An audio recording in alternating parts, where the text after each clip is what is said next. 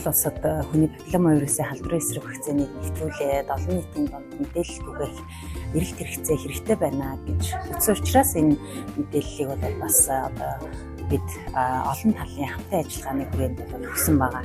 За ингээд өнөөдрийн энэ үйл ажиллагаа бол энэ өгсөн хүүхдүүдтэй, эцэг эхчүүдтэй, иргэд олон нийтэд өгсөн мэдээллүүдийг баттгах зорилгоор эсэ бичлэгийн уралдааныг яг одоо энэ вакцин хамгаалах хэвээр насны бүлгийн хүүхдүүд дотроо бол зохион бичлэгийн уралдаан зарласан байна.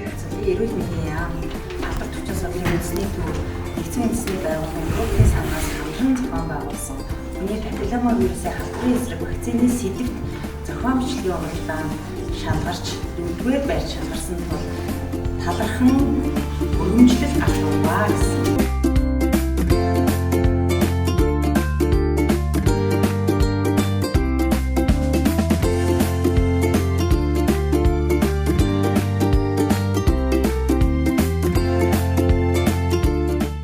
Вирусын тухай мэдгүйсэн тэгэхээр юу интернетээс харж байгаа тэгээд бичээд миний ээж намайг ертөнц гэдэг би одоо ээжийнхээ хүчээр энэ дэлхий дээр ингэж ирсэн.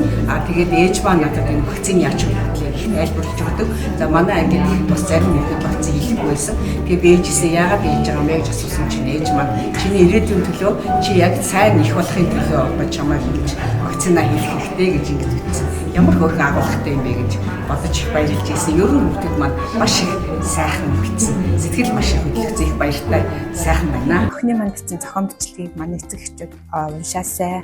Цаашид хүүхдүүдийнхаа дархлаажуулнаас анхаараасай. Сайн хүүхдүүдэд хамгаалалт одоо хийхийн тулд вакцинд хамрагдаарай л гэж уриалах гэсэн юм аа. хүүхдүүдээ одоо энэ вирусын тухай сайн судалж аваад тэгээд вакцины заавал хийх хэрэгтэй. Тэгвэл өвчин тусах байх гэдэг юм аа.